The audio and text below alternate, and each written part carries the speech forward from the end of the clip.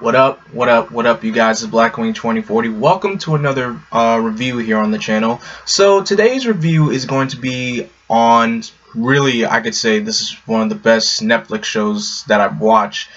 This review is going to be on Voltron, the Legendary Defender. Now, I know what you're thinking, like, Blackwing, why are you reviewing Voltron? And that show's been out for like 2 years. Yes, I know. Granted, I started watching Voltron earlier, this particular iteration of Voltron, back last year. I only watched the first half of the show, seasons 1 through 4, and then I finished off the rest of the show, seasons 5 through 8, during quarantine. I figured, I started this show, let me finish this. I'm not gonna let this just, float around and just, never finish it.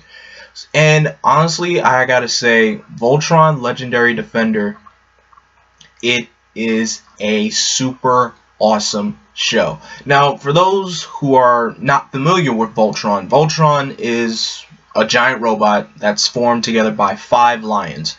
And this franchise has multiple iterations of Voltron. Everyone knows the lion formation of Voltron, but there was actually other formations of Voltron. Like, there was a vehicle Voltron, there was a gladiator Voltron, but that wasn't really put into the show. And I did get a chance to watch some episodes of the original Voltron series from the 80s, and I love it. I mean, I'm a sucker for giant robots. Anything I watch Power Rangers, you got Megazords, you got Transformers, Gundam, anything with giant robots, I love. I'm a sucker for giant robots. Heck, if giant robots existed, they would be so much easier to get around these days. I mean, no disrespect for the people who drive, but hey, I wouldn't mind having a giant robot around for me to, control, for me to, hey, if I got to protect the world with a giant robot, I'll do that too. But anyway, Voltron the Legendary Defender, it came on Netflix back in 2016. I'm wrong. Way back in 2016, and it had 8 seasons. Each season is pretty much short. You can pretty much binge watch each season within a week. 2 seasons depending on which ones, because the episode format is season 1 is 13 episodes, season 2 another 13 episodes, season 3 is 7 episodes, season 4 is 6 episodes, and then once you get to season 5, it goes back. Season 5 is 6 episodes, season 6 is 7 episodes, season 7 13 episodes, and the final season is 13 episodes. So you can pretty much watch this whole series, like I say, within a month and a half. Depends on how much time you binge through it. But honestly, and the great thing about the show is the animation is just beautiful. The animation is just gorgeous, and the many different aspects of the show, heck, the story itself, it's so gripping, it's emotional, everybody develops, it's just jam-packed. It's just a jam-packed sci-fi story, and I love that. It's just awesome. And I haven't even gotten to the fights with Voltron itself. Man, if you're a fan of Voltron, this iteration of Voltron, I'm talking about the robot, this iteration has to be the most strongest version of Voltron ever. Like, the capabilities, the ability, the weaponry that this iteration of Voltron has, it trumps the other ones, the other iterations, to the ground. It is just epic.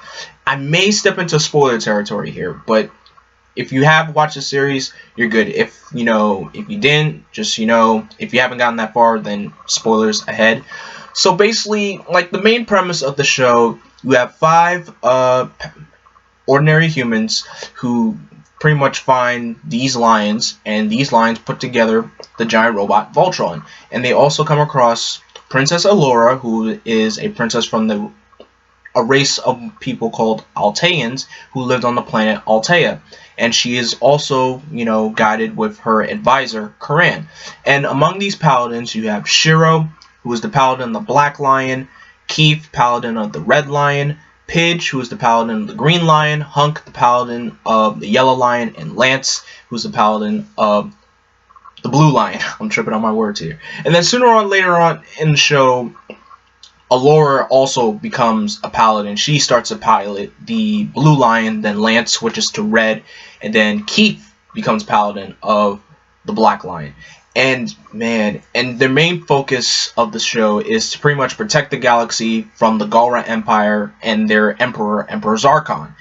And oh my gosh, I feel like I should watch this show again. Maybe I should. I mean, I will. Probably maybe sometime next year. But oh my gosh, this show is just incredible. It's just so darn incredible.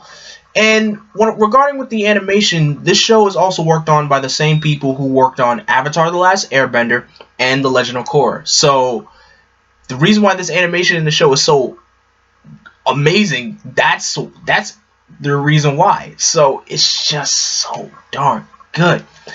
And these characters, you see these characters from the beginning, you see where they come from to where they, they end up in the end. It's just so it's an adventure. It's such a great adventure, and I love everything about it.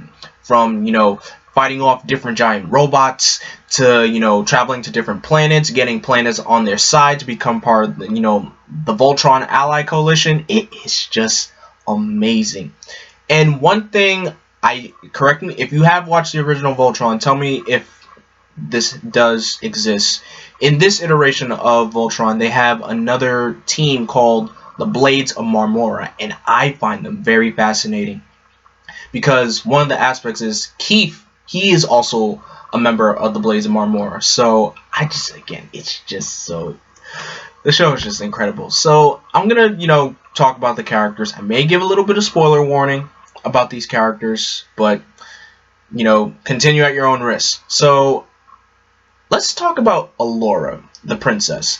She, of course, she's the one that guides the paladins, how to control the lions, how to become one with the lion, how to form Voltron and everything. And she also monitors the castle of the lions because before she becomes a paladin. But when Allura does become a paladin, she can really fend for herself a lot. She's not like your typical damsel in distress, because even in the original, Allura does become a paladin. She also pilots the Blue Lion as well. I forgot to mention that this show is basically a reboot of the original Voltron series from the 80s.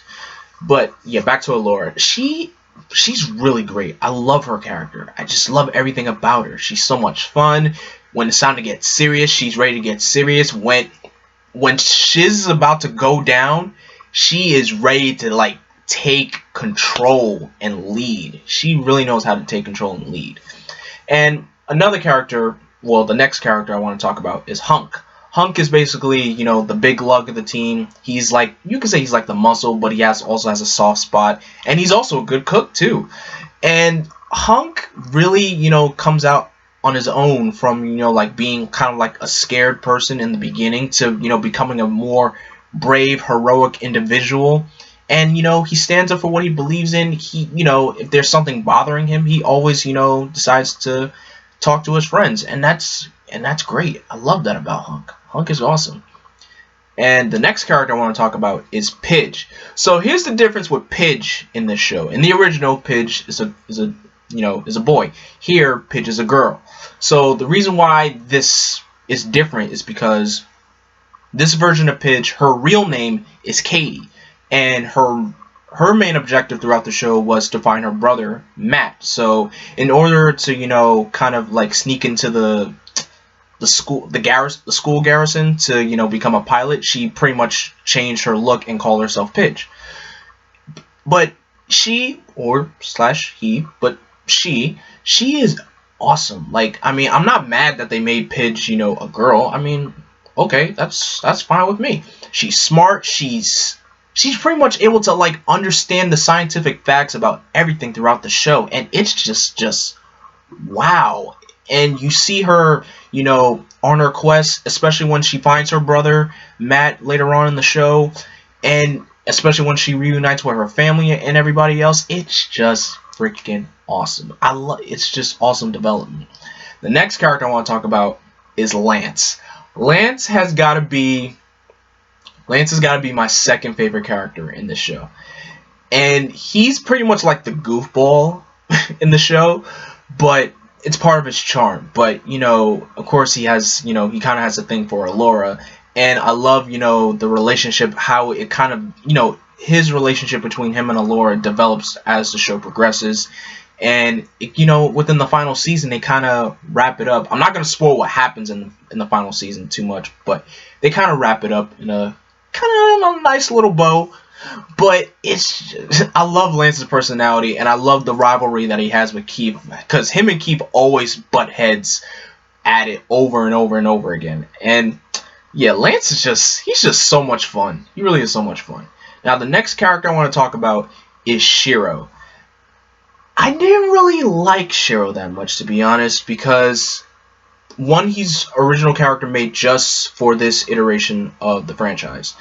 And, the way how he develops, becoming, a paladin, trying to get used to the Black Lion and everything, but the kind of, the brotherly relationship that he has with Keith, it's good. Shiro is kind of the team's big brother, if I would say. He pretty much is. So, whenever Shiro's not around, Keith is always the one to, take command. But Shiro's always, I could say one step ahead. He's always, he's always able to follow orders. He's always able to take advice, from his other teammates. He likes to hear everybody else's opinions before he jumps in. He's not gung-ho. He's not, shoot first, ask questions later. He's just, Shiro's someone who's very by the book. Now, for my favorite character in the show, Keith. Keith has come a long way from the beginning of the show all the way to the end. I love Keith. And I'm just saying this, Keith is the better paladin of the Black Lion than Shiro. Hands down, I'm saying that. If you disagree with me on that, that's fine. But I say Keith is the better paladin of the Black Lion. Keith really had to step up a lot when Shiro wasn't around. So, of course, him kind of struggling to, give orders and have, butting heads with Lance and also with Allura, because later on in the show, Keith finds out that he's half Galra, so he's half human, half Galra, and Allura is very, defensive about that, because the Galra Empire really pretty much destroyed her entire race. So the fact that you have someone on your team who's half Galra, of course she's going to be very hesitant with that, but sooner or later she starts, accept it. She starts, follow in his footsteps, take his orders and everything, and they become a full team. And all the main cast of characters in the show is just doggone incredible. But oh my gosh, I can go on and on about this show, guys. I don't really have a favorite episode or anything, but most of my enjoyment of the show really comes with, whenever when Team Voltron is, together cracking jokes with each other, coming up with plans and everything, and whenever they're out on the battlefield, and when things get tough on the battlefield, things get tough. And when things get tough, they're able to bounce back hard. And I love that. Oh, I could go on and on about this show. But guys, thank you guys so much for watching. In the comment section below, if you did watch Voltron Legendary Defender, let me know, what did you think of Voltron? Who was your favorite character? What was your favorite aspect of the story? What was your favorite thing? What was your favorite thing about Voltron the Legendary Defender as a whole? Let me know in the comment section below. Don't forget to like, share, subscribe, and click that bell to be notified. And as always, I'm Vengeance, I'm Darkness, I am Blackwing. Stay golden.